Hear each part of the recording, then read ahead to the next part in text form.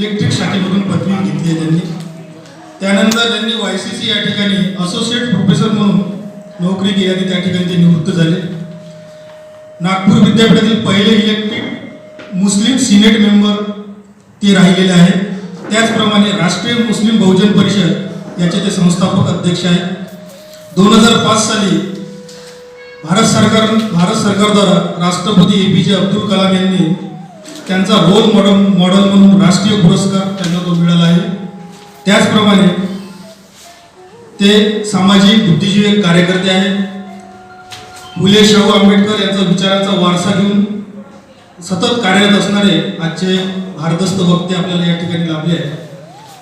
आजच्या या वक्त्यांना मी अशी विनंती करतो की त्यांनी अल्पसंख्याकांचे शिक्षण व प्रश्न या विषयावर आपले मत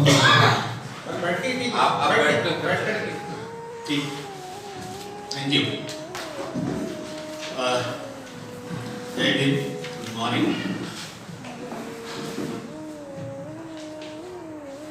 आज दूसरे दिन के सत्र में पहला सेशन मेरा ही है. अगर हम पूरी दुनिया में देखें,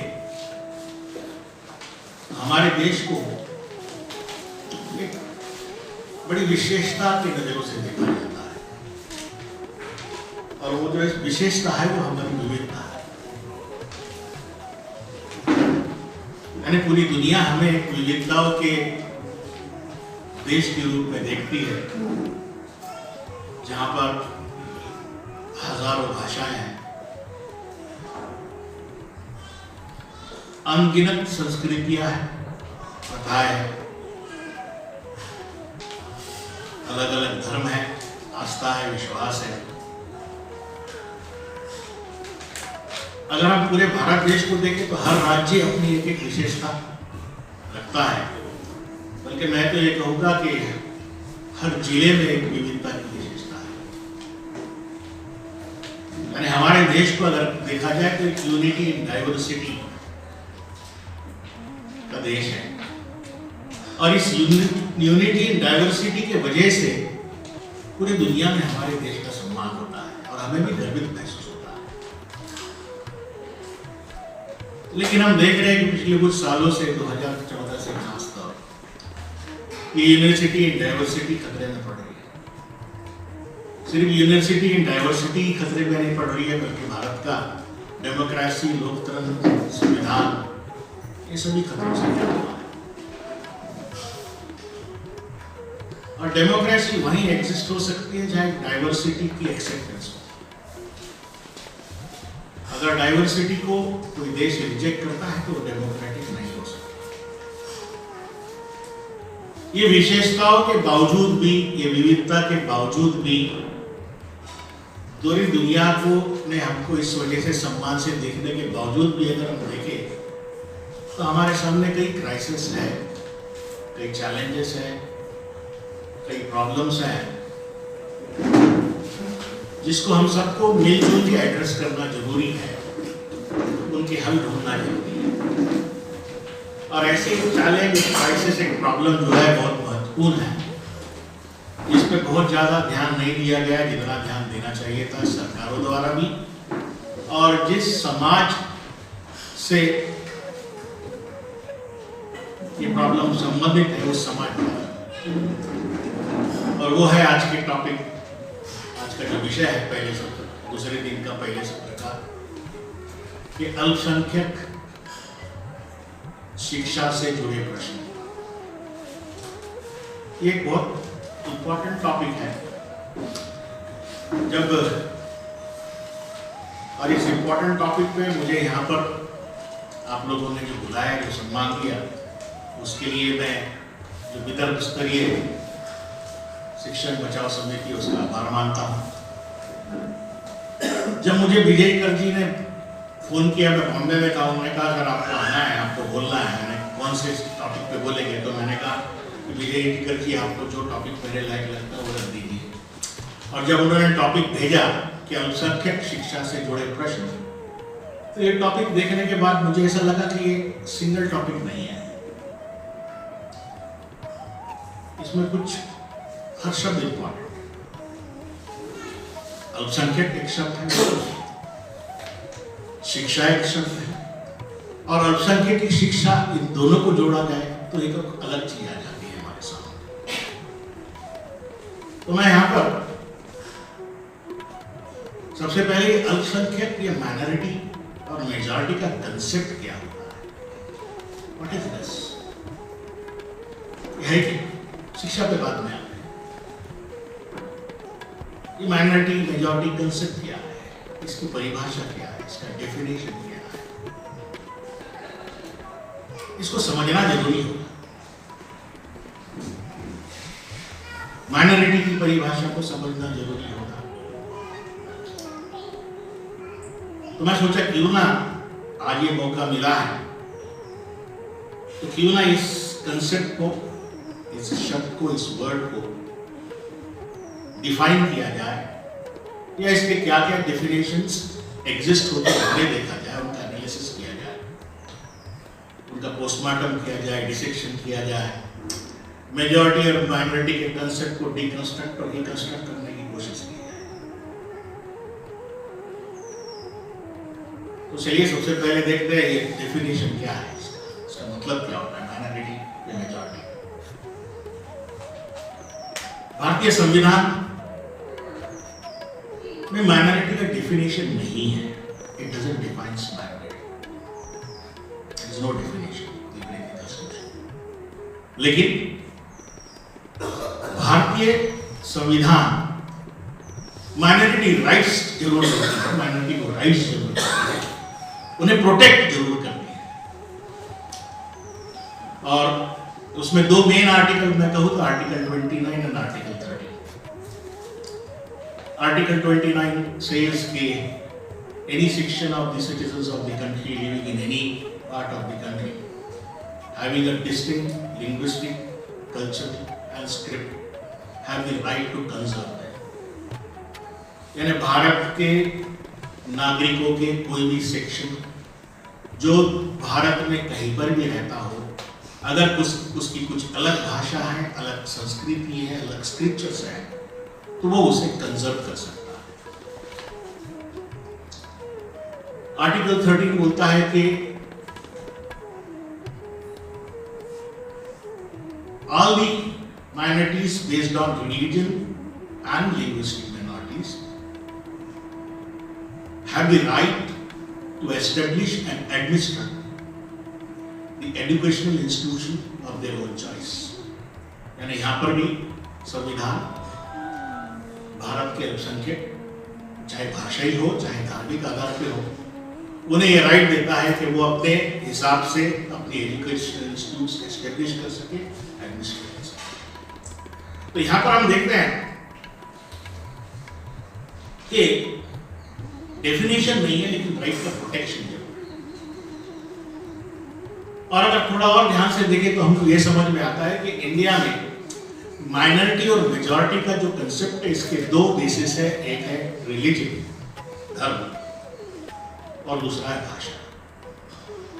और ऐसे कि इट इज माइनॉरिटी का जो कंसेप्ट है, it is either religious numerical inferiority और लिंग्विस्टिक न्यूमेरिकल इंफीरियरिटी, संख्या के आधार पर, और फिर उसको धर्म के आधार के साथ जोड़ा गया है। आज अगर हम देखें तो पूरे दुनिया में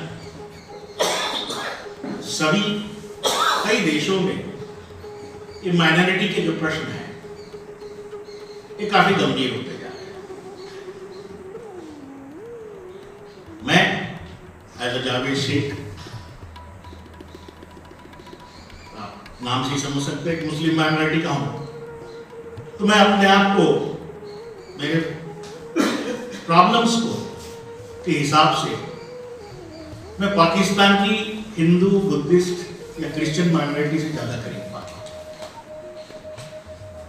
या बांग्लादेश की हिंदू, बुद्धिस्ट या क्रिश्चियन माइनॉरिटी उनके ज्यादा करीब पाता हूं, क्योंकि मुझे समझता है कि जब ये मेजॉरिटी और माइनॉरिटी का रेफरेंस आता है तो ये धर्म आधारित नहीं होती, एक मानसिकता होती है मेजॉरिटी की उन लोगों के प्रति जो उनसे मुंबस में है।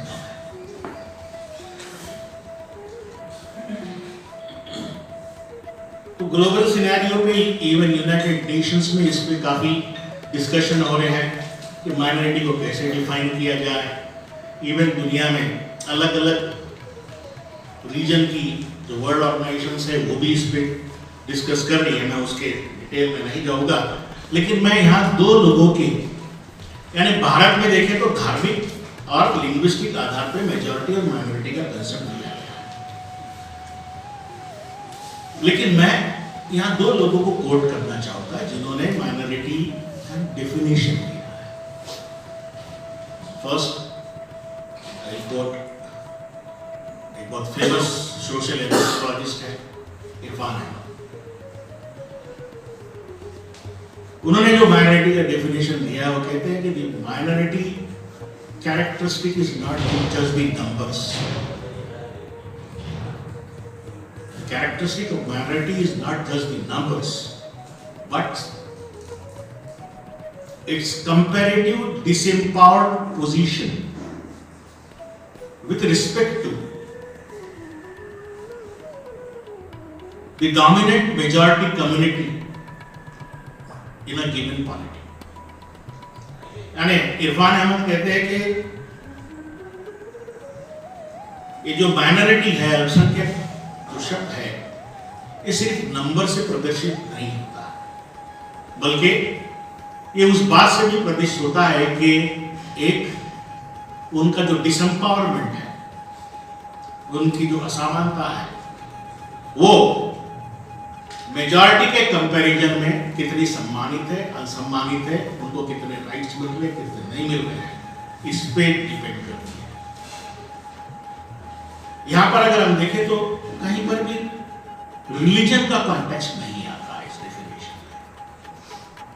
It is talking about disempowerment in comparison to a dominant class और अ डोमिनेंट समूह। दूसरा डेफिनेशन यहां पर मैं आंद्रे लिबिच का कोट करना चाहूंगा। वो कहता है कि two elements that constitutes a minority is inequality and inferiority, not only numerically but substantial inferiority। यानी वो कहते हैं कि किसी माइनॉरिटी को बनाने वाले दो तत्व होते हैं, एक असमानता और दूसरा हीनता। तो ये दोनों अगर डेफिनेशन को हम देखें, एक बड़े यूनिवर्सल डेफिनेशन हो सकते हैं। ये धर्म आधारित नहीं है, ये भाषा आधारित नहीं है, लेकिन ये माइनॉरिटी के डेफिनेशंस है जो माइनॉरिटी के स्टेटस को किसी भी कॉन्टेक्स्ट में किसी भी जगह पर डिफाइन करते हैं। And it is not religion based again. लेकिन हमारे मुल्क में, हमारे देश में बड़ी चालाकी से, बड़ी शुरू स्ट्रैटेजी के जो एक एस्टेब्लिश्ड डोमिनेंट ग्रुप है, उन्होंने इस मेजॉरिटी माइनॉरिटी को धर्म का आधार दे दिया। So we in India have a minority majority that is based on religion, और इसको उन्होंने बहुत ताकतवर तरीके से प्रचारित भी किया है एज एन एजेंडा।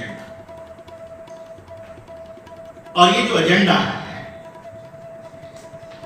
ये जो रिलीजन बेस्ड माइनॉरिटी और मेजॉरिटी का कंसेप्ट को जो प्रचारित किया, जो एस्टेब्लिश किया, इसका मुख्य उद्देश्य मैं जो समझता हूं कि कुछ डोमिनेंट क्लास, कुछ डोमिनेंट समूह की अपनी राजनीतिक पॉलिटिकल एम्बिशंस को पूरा करने के लिए ही ये कंसेप्ट को इस तरीके से डिफाइन किया।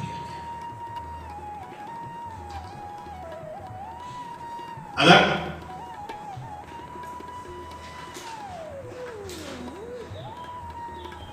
भारत की मेजॉरिटी को या मेजॉरिटी पॉपुलेशन अगर हम धर्म के आधार पे ना डिफाइन करें और कास्ट के आधार पर डिफाइन करें, see the difference. instead of using religion as defining the minority and majority concept, अगर हम लोग कास्ट क्वेट बेसिस लेते हैं for defining the numeral numbers, the positions and all, तो ये मेजॉरिटी भरभरा के माइनॉरिटी में कन्वर्ट हो जाएगी। You understanding what I'm saying? आप टुकड़े कीजिए ना मेजॉरिटी के caste wise, it gets converted into numerical inferiority, disempowerment minority जो मेजॉरिटी में जुड़ी हुई है, एक भगवा के अंदर लपेट कर जिसको एक मेजॉरिटी का रूप दिया जा रहा है, एक्चुअली में वो इंटरनली बहुत फ्रैक्चर्ड माइनॉरिटीज हैं जो अपने आप को समझ नहीं पाते, वंचित है, शोषित है, मार्जिनलाइज्ड है, गरीब है, अशिक्षित है, बेरोजगारी है बहुत उसमें। और यही कारण है मैं जो समझता हूं कि आज तक भारत में जातीय जनगणना नहीं हुई है। अगर वो होती तो शायद ये रिलीजन बेस्ड मेजॉरिटी के कंसेप्ट को बहुत बड़ा धक्का लगता था उससे। इसलिए आज जो मुद्दा उठ रहा है इसको जोड़ देना मुझे तो लगता है पर्सनली है कि बहुत जरूरी है कि we should have a caste census, जातिगत जनगणना होनी चाहिए। अब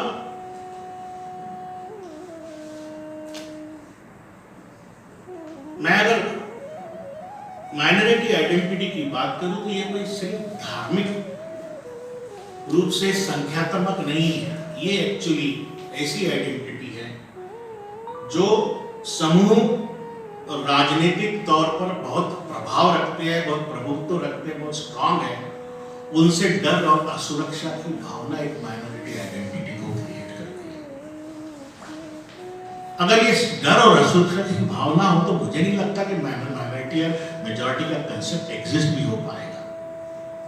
अगर किसी को कोई डर नहीं है, किसी को कोई भय नहीं है, सभी को अगर समान अवसर मिल रहे हो, सभी के साथ अगर न्याय हो रहा हो, सभी को शिक्षा मिल रही हो, सभी को तरक्की के अवसर मिल रहे हो, तो फिर दिस कंसेप्ट डजंट एग्जिस्ट। अब मैं यहाँ पर जब न्यूमेरिकल बात कर रहा हूँ, मैं संख्या की बात कर रहा हूँ, मेजॉरिटी और माइनॉरिटी कंसेप्ट में, तो मुझे लगता है सिर्फ संख्या के आधार पर माइनॉरिटी और मेजॉरिटी को देखना भी सही नहीं होगा। अगर सही में उसकी जांच करनी हो तो संख्या के साथ साथ हमको उसकी राजनीतिक, आर्थिक, शैक्षणिक, सामाजिक डोमिनेंस को भी देखना पड़ेगा, उसके इस प्रभाव को भी देखना पड़ेगा। अगर मैं यहां पर कुछ उदाहरण दूं तो वोकालिंगा, लिंगायत्स इस संख्या में कम है, उन्होंने कुछ तो माइनॉरिटी स्टेटस भी दिया, लेकिन आज देखा जाए तब वोकालिंगा, लिंगायत और मैं एक और जिक्र करना चाहूंगा, जैन जेंट्स का अंडर माइनॉरिटी संख्या के हिसाब से, लेकिन वोकालिंगा और लिंगायत ये बहुत डोमिनेंट लोग हैं, कर्नाटक की राजनीति में एक बड़ा प्रभाव रखते हैं। और अगर हम जैन की बात करें तो आज हमारा जो गृह मंत्री है वो भी जैन है। हमारे देश के जो दूसरे नंबर के दुनिया के रईस बन गए थे, अडानी का, वो भी जैन है। तो मतलब यह कि सिर्फ एक नंबर से डिफाइन नहीं होता है, किसी समाज की डोमिनेंस से भी डिसाइड होता है कि माइनॉरिटी स्टेटस क्या होना चाहिए। तो मैं जो कह रहा हूं उसके अगर बैकग्राउंड में हम देखें तो हमको यह समझ में आएगा कि our country is made up of छोटी छोटी minorities which were numerically less, non-dominant है, गरीब है, बेरोजगारी है, बहुत कई हजारों सालों से शोषित है, वंचित है। ये ऐसी माइनॉरिटी एग्जिस्ट होती है जिसको धर्म का आधार देकर मेजॉरिटी में कन्वर्ट किया जा रहा है।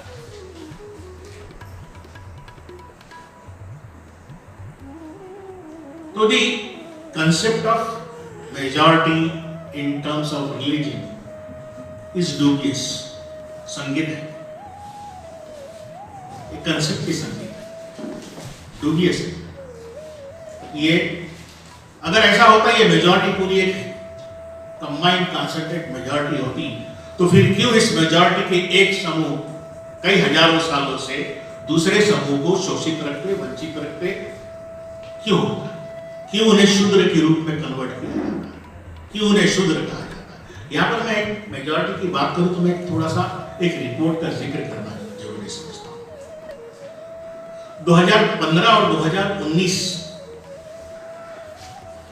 के बीच में 7th पे कमीशन का एक रिपोर्ट है। 2015 में 7th पे कमीशन के हिसाब से जो टोटल नंबर ऑफ जॉब्स थे वो अराउंड 50 लाख 0.47 लाख 50.47 लाख।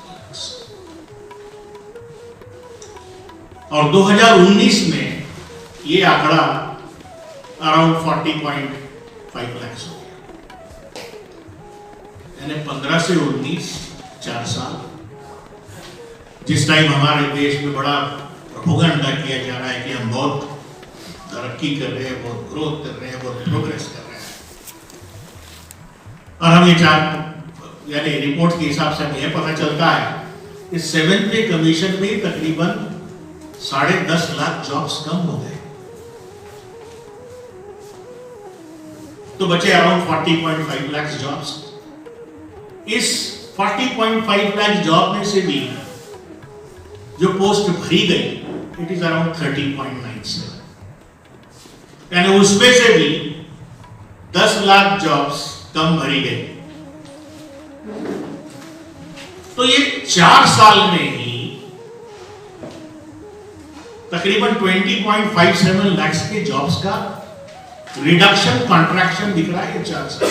7th पे मैं सिर्फ एक 7th पे कमीशन की बात कर रहा हूं, and it becomes inductive in all the sectors. तो तकरीबन 20.57 लाख जॉब्स का 4 साल में कम होना, वो भी 7th पे कमीशन के अंदर,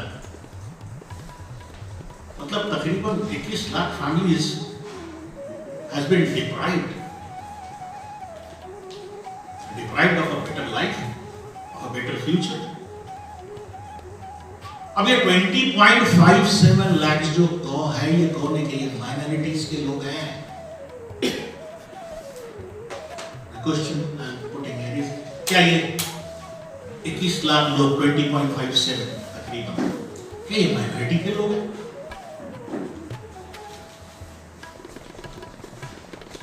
अगर इसको मैं फिर ब्रेकअप करूं तो एससी का आंकड़ा आता है, इसमें से जो एससी की जॉब्स कम हुई है वो तकरीबन 3,08,550। एसटी की जो है वो तकरीबन 1,54,275 है, और ओबीसी की जो है ये 5,55,390 है। ओबीसी यानी 20% माइनॉरिटीज को अगर छोड़े हम तो 80% में सभी को गिन रहे हैं। ये मेजॉरिटी जो बात कर रहे हैं हमारा धर्म पर आधारित, उसमें से हम ये देख रहे हैं कि ये जिनके आंकड़े कम हुए हैं, अगर ये मेजॉरिटी के लोग हैं तो मेजॉरिटी इनके लिए लड़ती क्यों नहीं है? क्यों बवाल नहीं खड़ा होता है? वो इसलिए कि जो मैं कहा कि ये एक्चुअली में लबादा उड़ा हुआ है, ये सभी फ्रेगमेंटेड माइनॉरिटीज, डिप्राइव्ड माइनॉरिटीज है, इसलिए खड़ी नहीं होती, बवाल नहीं करती। दूसरा एक और मैं बात यहाँ रखना चाहूंगा, ये भी एक रिपोर्ट आई थी कि इंडिया टॉप 1% की वेल्थ जो है वो भारत के 40% wealth is taken by the top 1%। फिर बात आती है फिर 80% मेजॉरिटी का मतलब क्या है? कौन खा रहा है? टॉप 1% अगर 40% of assets of Indian wealth top 1% के पास में है, तो what is 80% majority doing? Is the concept right? और जो बॉटम 50% है उनकी वेल्थ सिर्फ 3% है। मैं यहां पर इसलिए बता रहा हूं कि मैं ये कह रहा हूं कि अगर ये इस प्रकार की मेजॉरिटी माइनॉरिटी की बात होती है तो ये 80% माइनॉरिटी को छोड़ दो, ये कम से कम ये 80% में तो डिस्ट्रीब्यूशन वेल्थ का कम से कम कुछ तो बराबर हो, जॉब्स के कुछ तो डिस्ट्रीब्यूशन बराबर हो। Why is this not happening? It is because the concept flawed है, डूबियस है, शुरूड स्ट्रैटेजी है, धर्म की अफीम की भारत के बहुत सारी एक्चुअल जो माइनॉरिटीज की कॉम्बिनेशन में मेजॉरिटी बनेगी उनको डेप्रिसिएशन देगी। ये बात को हम सबको समझना पड़ेगा। रादर एल से कि India is being governed bye a numerical dominant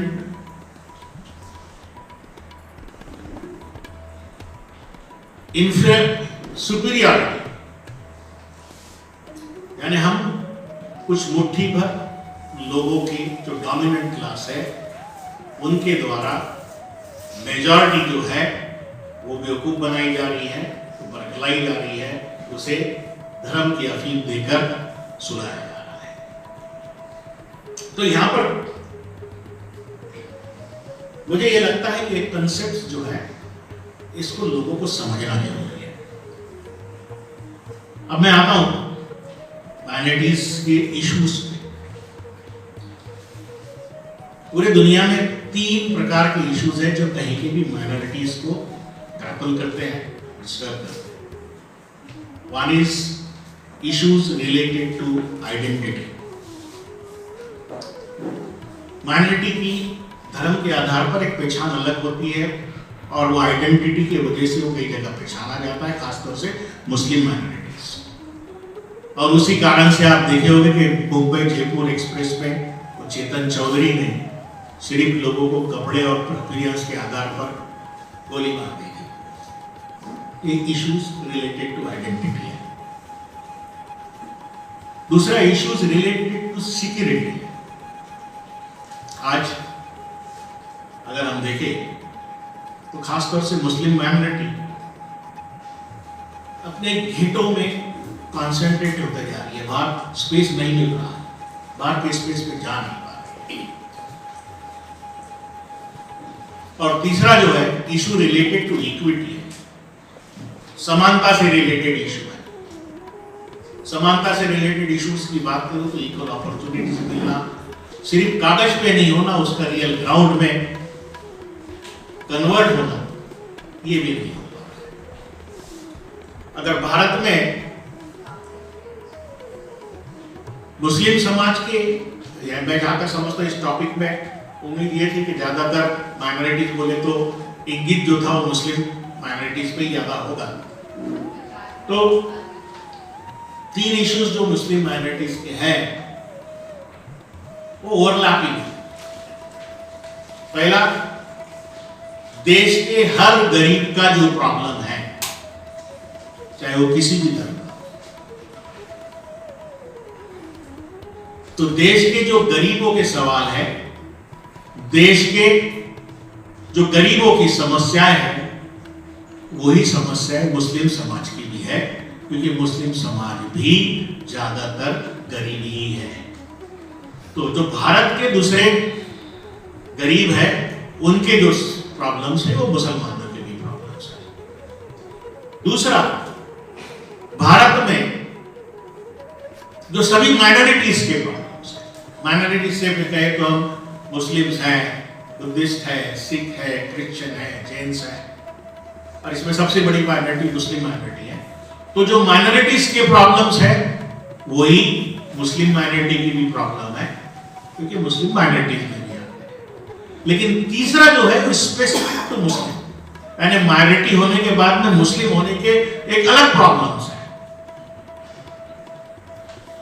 और उसमें भी मुस्लिम औरतों के प्रॉब्लम्स और एग्रीवेट होते हैं, क्योंकि वो माइनॉरिटी में भी है, मुस्लिम भी है और औरत भी है, बराबर है। तो उसके प्रॉब्लम्स तो और काफी एग्रीवेटेड है। लास्ट टाइम जब कर्नाटका में हिजाब का रोह हुआ था, उस टाइम का आंकड़ा बताता है कि उस 2-3 महीने में ही तकरीबन 1000 से 1500 बच्चियों ने एजुकेशन छोड़ दिया था। मैं इस बात पे नहीं जाऊंगा हिजाब सही है गलत है, I will not go on that. मेरे हिसाब से everybody has the right to dress up as per their own choice.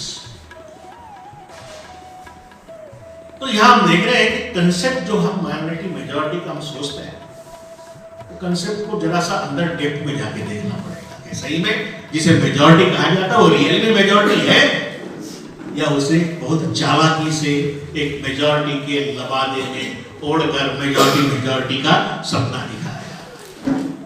अब मैं आता हूं दूसरे शब्द पे, शिक्षा।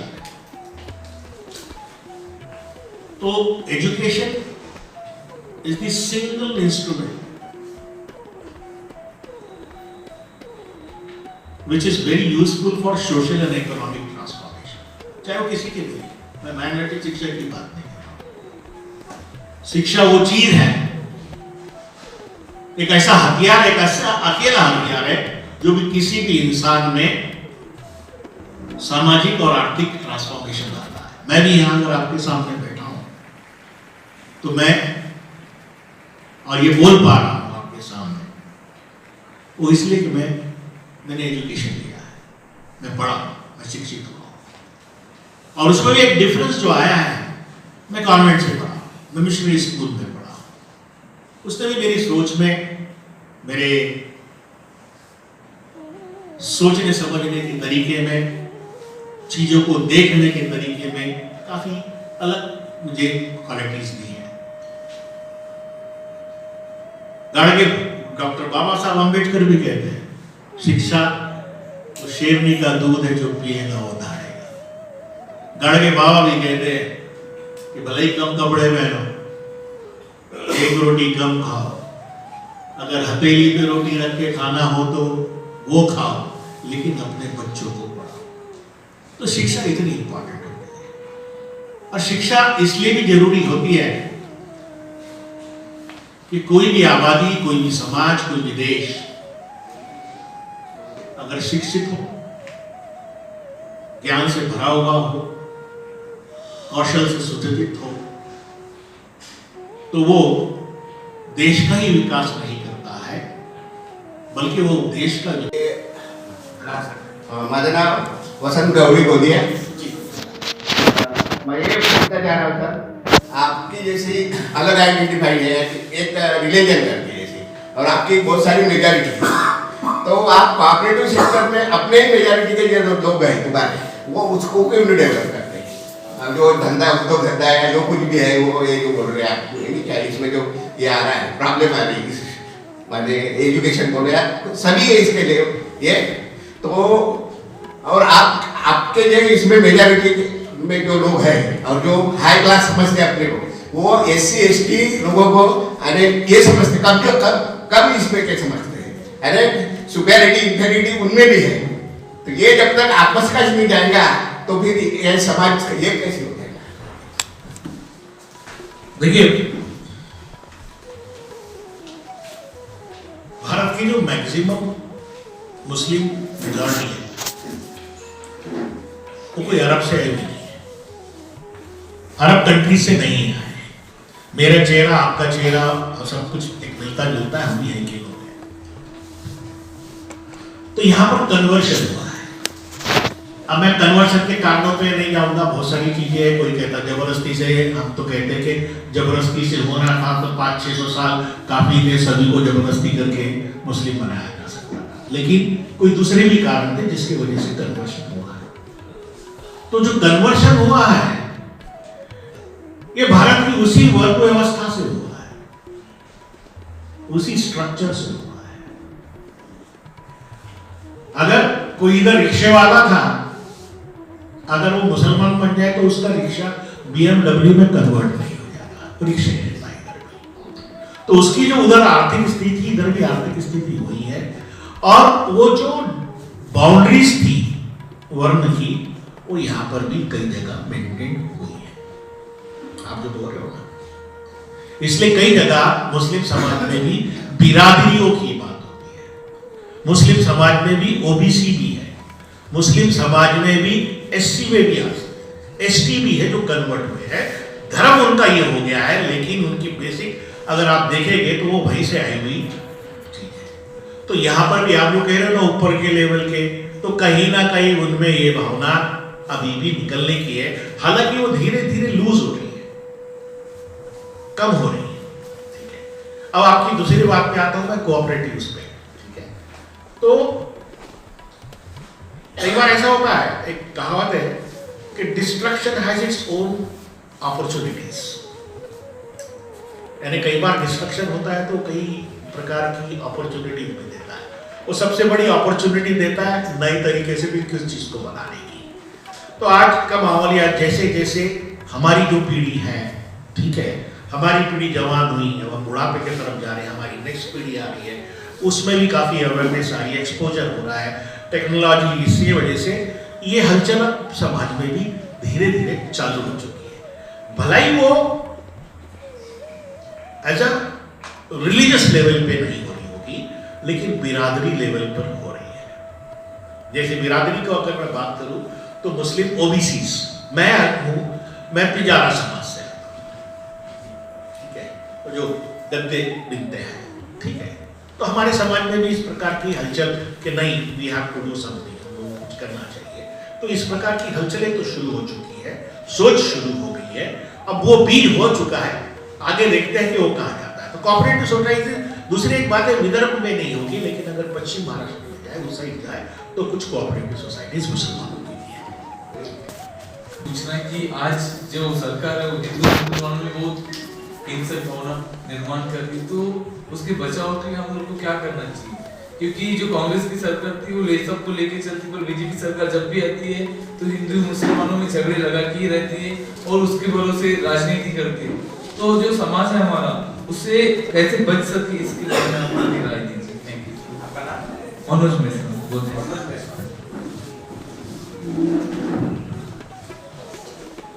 देखिए कि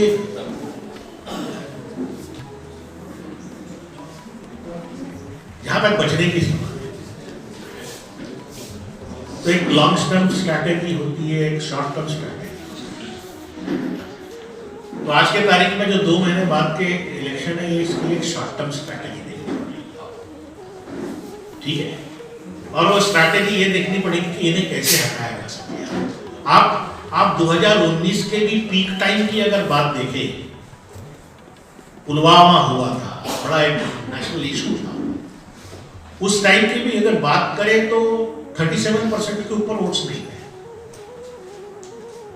यानी 63% आज भी भारत का वोटर जो है वो इनको नहीं चाहता है, लेकिन वो फ्रेगमेंटेड है।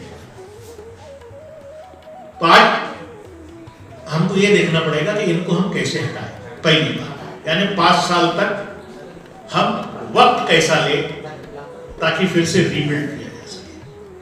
और उस बीच में जो हिंदू मुस्लिम की बात करते हैं, देखिए इसमें 2 बातें हैं। एक,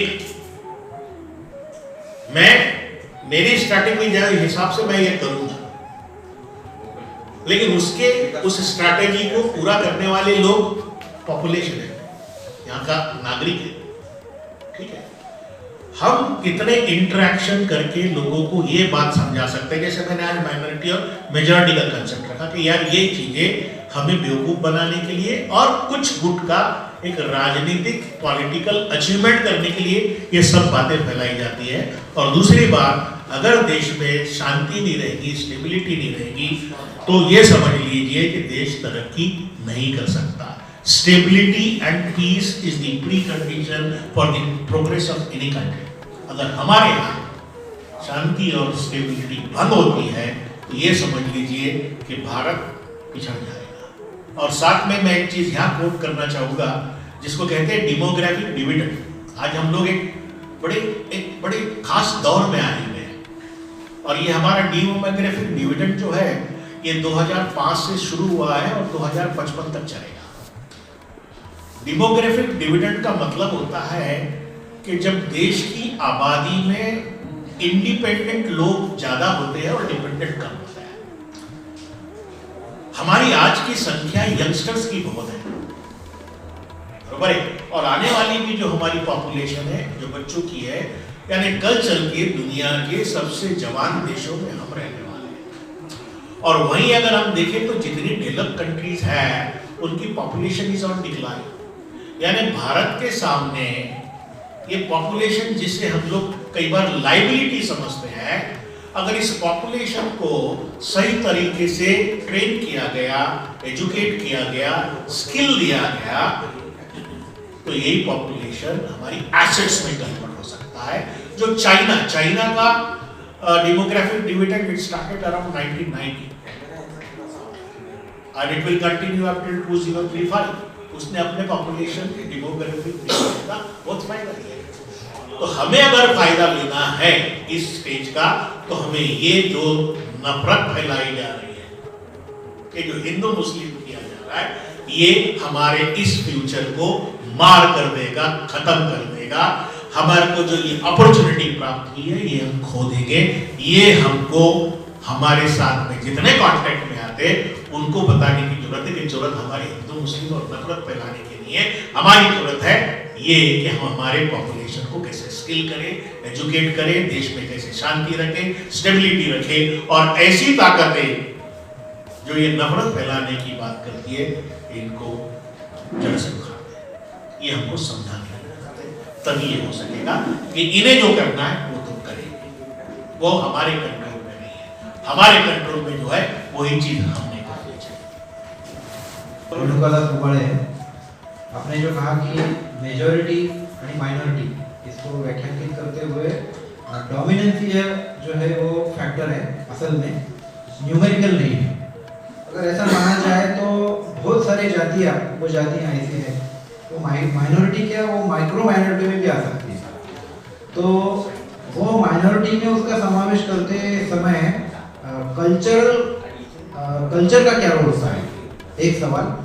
और दूसरा सवाल ऐसा है कि माइनॉरिटी में आने वाले जो लोग हैं, जैसे समझो टाटा या फिर समझो पारसी लोग जो है, इनका जो सेंसेशन है वो बाय डिफॉल्ट उच्च वर्गीय लोगों के जैसा हो गया है। तो ये आइडेंटिफाई करने में भौतिक जो सुविधाएं होती है, उनके पास भौतिकता क्या है और मुस्लिमों के पास क्या है, इस फैक्टर का क्या असर पड़ता है? मेरा नाम मंगेश है। आपने 1920 का सर्वे कोट किया जिसमें बताया गया है कि 8% मुस्लिम पॉपुलेशन का डिक्लाइन हो रहा है 2019 एंड 20 में। हाँ, डिक्लाइन हो रहा है 8% एजुकेशन।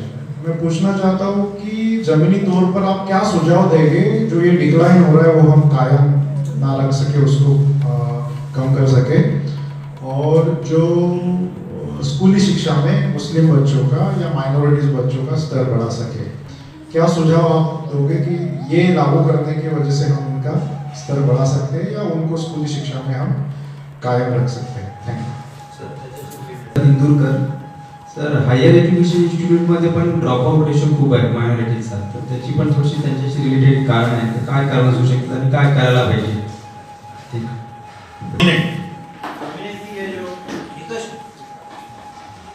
डोमिनेंट माइनॉरिटीज की बोल रहे हैं ना, माइक्रो माइनॉरिटी बोल के जाति का समावेश हो सकता है, अगर नहीं हो सकता तो कल्चर आधार ही हो। नहीं, देखिए एक बात यह है कि जो मेजॉरिटी का इल्यूजन जो किया गया है, ठीक है, मैं जो बोल रहा हूँ वो इल्यूजन करने का और उस इल्यूजन का इफेक्टिव होने का एक कारण है कल्चर। बचपन से ही उसके दिमाग में बराबर है जो बिठाया जाता है, चाहे वो त्योहारों के द्वारा हो, चाहे बाकी चीजों के द्वारा हो, वो कल्चर के वजह से ही वो माइनॉरिटी में होने के बाद में भी एक मेजॉरिटी इल्यूजन में जाता है। ठीक है, डोमिनेंसी की बात जो किया मैंने कि भाई डोमिनेंसी 4 चीजों से आती है, एक राजनीतिक प्रभाव से, आर्थिक प्रभाव से, सामाजिक प्रभाव से और शैक्षणिक प्रभाव से। उसमें मैंने आपको एग्जाम्पल भी दिया ओकालिंगा, लिंगायत और खासतौर से जैन कम्युनिटी का। जैन कम्युनिटी आप देखेंगे तो ये बहुत माइनॉरिटी है, they are not even 50 lakhs in the whole country, 0.45 के आसपास है, 0.45 अगर हम 140 का लेते 1 करोड़ के आसपास आएंगे, लेकिन वो डोमिनेंट है, ठीक है। उनकी एजुकेशनल इंस्टीट्यूट्स हैं, उनकी स्कूल्स हैं, उनके कॉलेजेस हैं, ठीक है, उनकी फैक्ट्रीज हैं, ओके। और मैं जैसे एग्जांपल दिया कि आज के होम मिनिस्टर भी हमारे उसी कम्युनिटी को बिलोंग करते हैं। आज देश का जो अडानी है, जो दूसरे नंबर पे सबसे दुनिया के रईस है, वो भी माइनॉरिटी को ही है, जैन की है। तो नंबर से ही के साथ साथ में कितनी डोमिनेंट वो सेक्शन है ये भी इंपॉर्टेंट रखता है, और उसमें कल्चर काफी बड़ा रोल प्ले करता है, क्योंकि कल्चर का मतलब ये होता है कि एक बच्चा जो पैदा होता है और वो जब बढ़ता है तो उस घर के कल्चर के हिसाब से ही वो ऊपर ग्रो होता है। मेरा तो कहना ही है कि जब एक बच्चा पैदा होता है तो उसको कोई धर्म नहीं रहता, पहले 5 मिनट उसको कोई धर्म नहीं रहता, 5 मिनट के बाद उसको सब ये दुनिया की आइडेंटिटी दी जाती है। तो ये जो आप बोल रहे हो कि culture plays a very important role in this illusion, ये मेरा कहना है। अब आप जो बोल रहे हैं 8% वाली जो सर्वे है, देखिए कैसा है, इसमें बेसिक 3-4 इश्यूज जो हैं कि परसेंटेज जो डाउन हो रहा है, ये डाउन जो हो रहा है ये पिछले कुछ सालों का इफेक्ट है, उसके पहले डाउन नहीं हो रहा था, उसके पहले वो एनरोलमेंट वाज इंक्रीजिंग, बढ़ रहा था धीरे धीरे जैसे।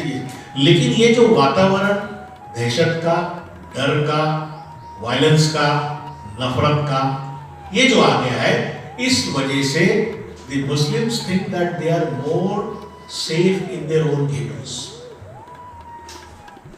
ये प्रॉब्लम हो गया है। अब उसे अगर हायर एजुकेशन लेना भी है तो उसकी खुद की हायर एजुकेशन की इंस्टीट्यूट्स कितनी है, और वो इंस्टीट्यूट्स में अगर पढ़ना भी है तो उसकी वो फाइनेंशियल ताकत है क्या?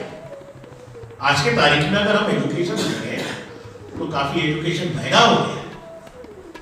तो एक घर में बच्चा जवान होता है और उस घर में अगर बाप पांठेला लगा रहा हो या कबाड़ी का काम कर रहा हो तो उसका बच्चा जवान होता है तो वो बोलता है भाई कहाँ जा रहा है, वहां तुलसी तेरे को नौकरी मिलने वाली है, चल मेरे धंधे में लग, तू भी 500 रुपये रोज ला, मैं भी 500 रुपये रोज जाता हूँ, घर में अच्छे से खाएंगे पिएंगे। तो लैक ऑफ अवेयरनेस भी है, okay, it is also and it is lack of awareness.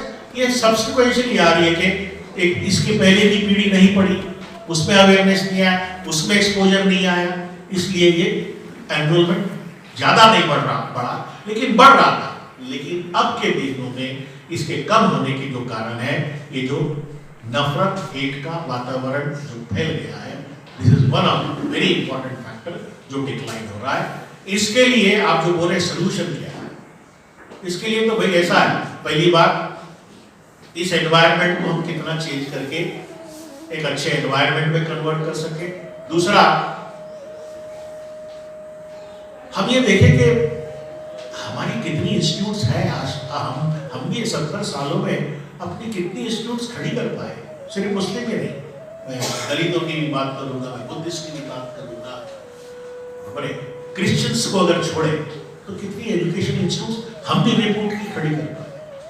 Nagpur में अगर हम देखें, विदर्भ में देखें, तो मेरे को बताइए ना ऐसी कोई बुद्धिस्ट या मुसलमानों की ऐसी कोई इंस्टीट्यूट बताइए, एजुकेशन इंस्टीट्यूट बताइए जहां पर एडमिशन लेने के लिए बच्चों की लाइन लगती हो, एक भी बताइए। दिस इज आवर फेलियर, नहीं है। और जहां लगती है वो जिनकी है, वहां ये नहीं है। और दूसरी बात, ये सबसे पहली जिम्मेदारी सरकार की थी। आज जो ये शिक्षण बचाओ समिति जो संघर्ष कर रही है, इस संघर्ष का कारण क्या है कि जिसकी प्राइम जिम्मेदारी थी सरकारों की, we were a welfare state, education should have been a most important factor for them, उन्होंने नहीं कंसीडर किया। शिक्षा का भी बाजारीकरण हो गया, इसलिए ये सब प्रॉब्लम्स खड़े हुए हैं। और किसी का कुछ, मैं आई होप मेरे आंसर शायद आपको पूरी तरीके से सेटिस्फाई किया नहीं, I don't know, but I tried my level best. और कुछ किसी का है सब तो चलिए, थैंक यू। देखा समावेशी होता है। ये प्री कंडीशन है किसी भी देश के विकास के लिए, क्योंकि एक शिक्षित, नॉलेजेबल, स्किल्ड इंसान अगर किसी ग्रोथ की वजह से रोजगार की अपॉर्चुनिटीज पैदा हो रही है तो वो उसको हासिल करने में ज्यादा सक्षम होता है। तो शिक्षा का ये इंपॉर्टेंस है। अब इस शिक्षा के साथ में अगर मैं माइनॉरिटीज को जोड़ूं, how well they are equipped with this tool of education, तो हम पाते हैं। और 2011 के बाद पब्लिक डोमेन में ऐसा कोई माइक्रो लेवल का डाटा नहीं है जो माइनॉरिटीज की एजुकेशनल स्टेटस को शो करता हो। एक सबसे बड़ी एक्सरसाइज जो हुई थी माइनॉरिटीज के डाटा को कलेक्ट करने की, उसको एनालिसिस करने की, उसको पब्लिक डोमेन में लाने की, वो सच्चर कमेटी में हुई थी।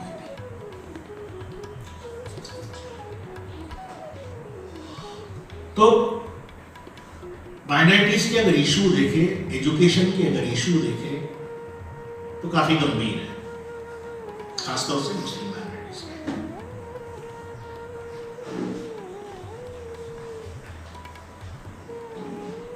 सबसे पहली बात तो है कि लो अटेंडमेंट सबसे बड़ा प्रॉब्लम। स्कूल में दाखिला तो होता है लेकिन दूसरी, तीसरी, चौथी के बाद ड्रॉप आउट होता है। आपने ड्रॉप आउट शब्द तो सुना होगा, लेकिन पिछले 10 सालों में एक नया शब्द आ गया, पुश आउट।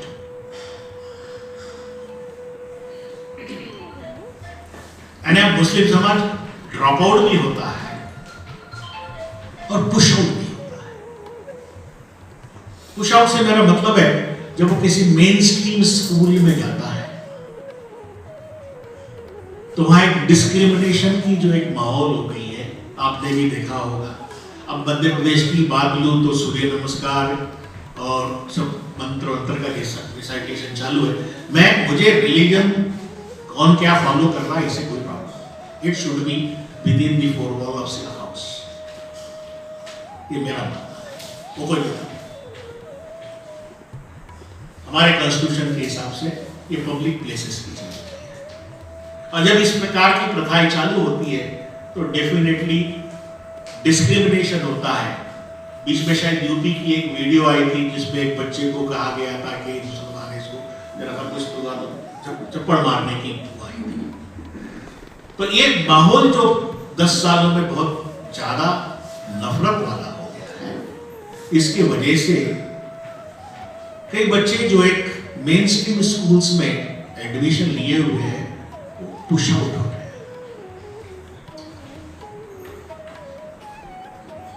अगर अभी कुछ दिन पहले एक सर्वे आया, वो सर्वे कहता है कि 2019 और 2020 में मुस्लिम समाज का enrolment in education has declined, नीचे गया, डिक्लाइन by 8%, substantial 8%। यानी 19-20 में मुस्लिम समाज या मुस्लिम माइनॉरिटी बोलिए, उसका एनरोलमेंट 8% से कम हुआ है, जबकि इसके कंपैरिजन में if you talk about any other religious group except the Muslims, सबका एनरोलमेंट रेशियो ऊपर गया है। अब सी, एक ही देश, एक ही जैसी आबो हवा, लेकिन एक समाज का एनरोलमेंट इज ऑन डिक्लाइनिंग और बाकी सब इज गोइंग अपवर्ड्स। और इसमें जो नेशंस लीड, जो स्टेट्स लीड कर रही है, डिक्लाइनिंग रेशियो ऑफ एनरोलमेंट में जो स्टेट्स लीड कर रहे हैं वो है उत्तर प्रदेश, जम्मू एंड कश्मीर, महाराष्ट्र, तमिलनाडु, बिहार। ये स्टेट्स इसमें लीड कर रहे हैं। तो ये एजुकेशन के परसेंटेज कम होने के बहुत सारे कारण हैं। जैसे पहले मैंने कहा लो अटेनमेंट है, और जब हम एजुकेशन की बात करते, चाहे वो किसी भी समाज के लिए बात करें, तो quality of education is more, उतना ही इंपॉर्टेंट है जितना एजुकेटेड होना। मैं पढ़ लिख रहा हूं, लेकिन अगर उसकी क्वालिटी नहीं है तो मैं उस कंपटीशन में जो आता है उसमें टिक नहीं पाता। मैं तकरीबन 5-6 साल मेघे ग्रुप का डायरेक्टर प्लेसमेंट्स रहा हूं, जिसमें 4 इंजीनियरिंग कॉलेज, 2 MBA, 2 पॉलिटेक्निक का मैं कारपोरेट के साथ में काम करके उनके प्लेसमेंट्स जॉब्स की मैं देखता हूं। तो उसमें मैंने मार्क किया कि सिर्फ एजुकेट होकर 10वीं पास करके 12वीं पास करके आपने इंजीनियरिंग में एडमिशन लेना, दैट डजंट गारंटीज ये जॉब। आपकी क्वालिटी एजुकेशन। तो हमारा एक और प्रॉब्लम है, खासतौर से ग्रामीण में, है कि हमारे को क्वालिटी एजुकेशन नहीं मिल रहा है, मेजॉरिटी को नहीं मिल रहा है। तो जब मेजॉरिटी को ही क्वालिटी एजुकेशन नहीं मिल रहा है तो फिर तो मुस्लिम माइनॉरिटी की बात काफी दूर है, क्योंकि उनके मोहल्लों में, उनके एरियाज में वो इंफ्रास्ट्रक्चर नहीं है। मदरसा है, मदरसे में भी लगता हूं मैं आपको कि पूरा मुसलमान मदरसे में पढ़ता है, ऐसा नहीं है। A very less population of the Muslims goes to the madrasa. तो उनके एरिया में schools, primary school, secondary schools, higher की तो छोड़ ही दीजिए, इसका भी अभाव। तो अटेंडमेंट का भी प्रॉब्लम आएगा, क्वालिटी का भी प्रॉब्लम आता है, डिस्क्रिमिनेशन का प्रॉब्लम आता है, गरीबी का प्रॉब्लम आता है, पॉवर्टी का प्रॉब्लम आता है। पॉवर्टी की अगर मैं बात करूं तो ये फिर से एक रिपोर्ट आई थी, उसमें ये कहा गया है, that report is by all India डेब्ट and investment survey and periodic labour force survey. अभी रिसेंट रिपोर्ट्स आई, वो रिपोर्ट्स का फाइनल कंक्लूजन ये है कि पूरे भारत में मुस्लिम्स ऐसा सोशल रिलीजियस ग्रुप है जिसकी एसेट की लेवल सबसे कम है और कंजम्पशन लेवल भी सबसे कम। एसेट लेवल और कंजम्पशन लेवल ये किसी भी समाज की आर्थिक स्थिति को इंगित करता है, और वो ये बोलता है कि भारत देश में मुस्लिम्स की ये जो लेवल है ये सबसे नीचे है। आप सड़कों पे जो भिखारी देखते हैं 25% मुस्लिम्स हैं, 25% of the beggars on the Indian streets are Muslims. पान ठेला, पंचर, कबाड़ी, कोई भी लोअर लेवल का जॉब उठाइए, आपको वहां मुस्लिम्स ओवर पॉपुलेटेड दिखता है। आज मुस्लिम माइनॉरिटी की टोटल पॉपुलेशन 2011 के सेंसस से देखें, इट इज अराउंड 14.2, लेकिन वहीं मुस्लिम्स की बिलो पॉवर्टी लाइन की अगर पॉपुलेशन देखें तो दैट इज 31%। यानी वो अपने पॉपुलेशन के हिसाब से इस छोटे छोटे धंधों में, बोलिए सेल्फ एम्प्लॉय, मोस्टली ही सेल्फ एम्प्लॉय, छोटे छोटे धंधे कर रहा है और जिंदगी गुजर बसर कर रहा है। अब ये देखिए कि इस व्यवस्था का कमाल देखिए, जो मैं फिर से आता हूं माइनॉरिटी और मेजॉरिटी कंसेप्ट में, कि जो फ्रेगमेंटेड माइनॉरिटी को रिलीजियस रूप देकर एक मेजॉरिटी का इल्यूजन दिया जा रहा है, उसको मुट्ठी बंद, उसको एक रखने के लिए इस माइनॉरिटी को देश का सबसे बड़ा दुश्मन करके खड़ा कर दिया है। इनसे खतरा है जो अपनी जिंदगी सही ढंग से जी नहीं पा रहा हो, जिसमें शिक्षा की कमी हो, आर्थिक लेवल पे कमजोर हो, पॉलिटिकल रिप्रेजेंटेशन जिसका नीचे जा रहा हो, फ्रेगमेंटेड है। क्या ये ऐसी एक छोटी सी माइनॉरिटी देश का दुश्मन हो सकती है, देश के लिए खतरा हो सकती है? ये क्यों खड़ा किया जा रहा है? ये भारत की सो कॉल्ड मेजॉरिटी को समझना पड़ेगा।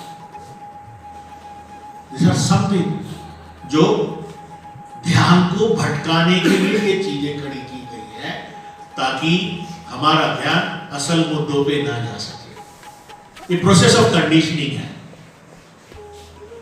ये भारत की मेजॉरिटी के दिमाग को कंडीशन किया जा रहा है एक दुश्मन। आप खुद देखिएगा, घर में 5 भाई हो, आपस में भी जमती भी नहीं होगी, लेकिन पड़ोस के आदमी से झगड़ा करो, ये बात तो एक हो जाएगी, बोलते अपना बाद में देखेंगे, पहले इसको देखो। So this is a disillusion that is being created in the country. और आज तो काफी डिजास्टर्स ऐसे सिचुएशन में हम हैं। 2024 में हमें 5 साल का टाइम फिर गेन करने की जरूरत है। अगर 2024 में हमने 5 साल का टाइम गेन नहीं किया तो थिंग्स विल बिकम डिफिकल्ट। और तो हमने मैं समझता हूँ कि यहाँ जितने भी बैठे हैं, मैं जितनों को भी जानता हूँ, सभी लोग ये समझ रहे हैं और शायद उसके लिए काम भी कर रहे हैं। और आज का भी जो शिविर है शायद उसी का एक पार्ट भी है, हो सकता है। तो आखिरी में मैं एक छोटा सा कहानी बोलिए, किस्सा बोलिए, वो कह के अपनी बात को खत्म करूंगा। और फिर आपका कोई सवाल हो, प्रश्न हो तो आई ट्राई टू आंसर। एक रेस्टोरेंट हुआ करता था, घर और रेस्टोरेंट साथ में है, जहाँ एक मियाँ बीवी उसके मालिक थे और रहा करते थे। और उसमें एक चूहा रहा करता था। और उसी होटल में उसने एक कबूतर पाला हुआ था। और क्योंकि होटल थी इसलिए मुर्गा भी रहता था, बकरा भी रहता था। अब ये चूहा आ रहता तो कहीं ना कहीं बोरियों को कुरकता होगा, तकलीफ देता था।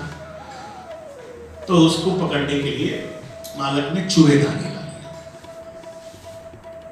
तो चूहे ने देखा कि चूहेदानी आई है,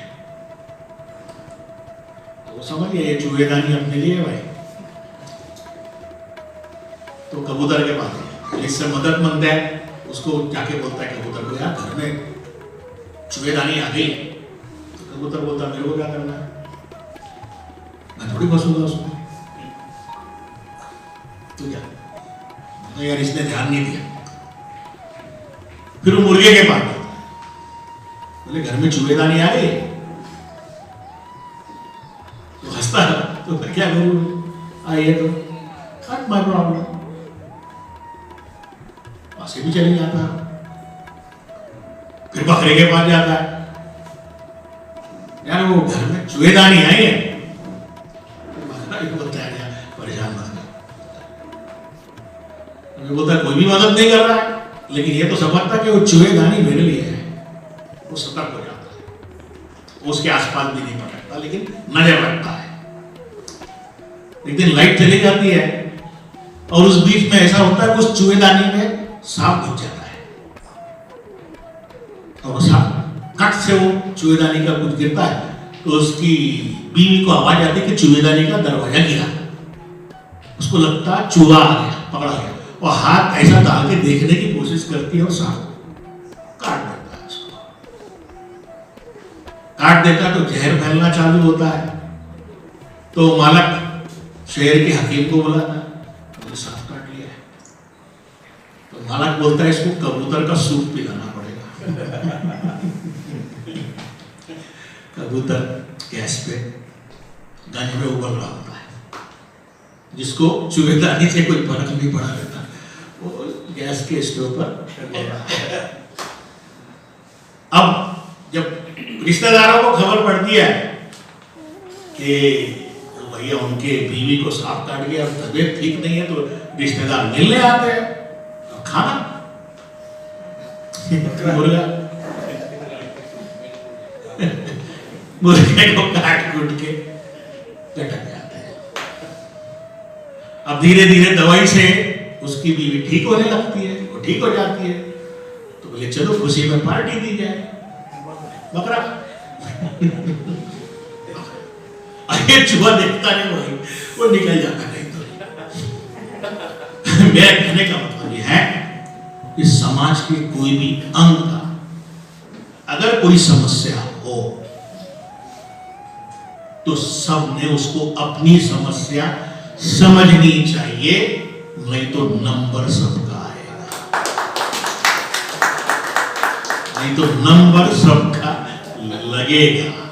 कितना भी बोलो मेरी नहीं है, इसलिए समाज की खास तौर से जो गरीब है, वंचित है, शोषित है, कई हजारों सालों से दबाया गया हो, कुचला गया हो, अधिकार नहीं दिया गया हो, कम से कम इन लोगों ने अपनी किसी भी तबके की समस्या को अपनी समस्या समझने की जरूरत है।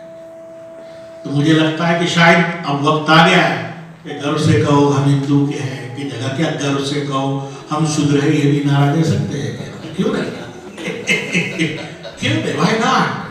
गर्व से कहो हम बहुजन हैं, शूद्र, क्यों नहीं? Why not? I think it will be. मैं कि यूपी के एक शूद्र शिवशंकर सिंह साहब को जानता हूँ, एक ग्रुप में है, उन्होंने तो ये मूवमेंट ही चालू कर दी, गर्व से कहो हम शूद्र हैं, लिखना चालू कर। ठीक है, तो ये वक्त आ गया है कि हमको हमारी उस आइडेंटिटी को अपनी ताकत बनानी होगी, because numerically we are in a very superior level, and democracy में this numerical value has a very big significance. अगर हम वो कर सके तो ये सब चीजें पलटने में टाइम भी नहीं लग सकता है। तो मैं आप सब लोगों का धन्यवाद करूंगा, सबका मैं आभारी हूं कि आप लोगों ने यहाँ बुलाया और मेरी बात को शांति से समझने की कोशिश की। मैंने जो दिया हुआ समय है शायद उसके साथ न्याय किया होगा, वैसा मैं भी समझता हूँ और विदा लेता हूँ। और आपके कुछ प्रश्न होंगे तो मैं उन्हें आंसर देने की, जवाब देने की कोशिश करूंगा। शुक्रिया, थैंक यू। जय भीम, जय हिंद, जय भारत। नमस्कार दोस्तों, हमारे न्यूज चैनल न्यूज इंडिया को लाइक कीजिए, शेयर कीजिए, अनसब्सक्राइब कीजिए। हम मिलेंगे फिर, धन्यवाद।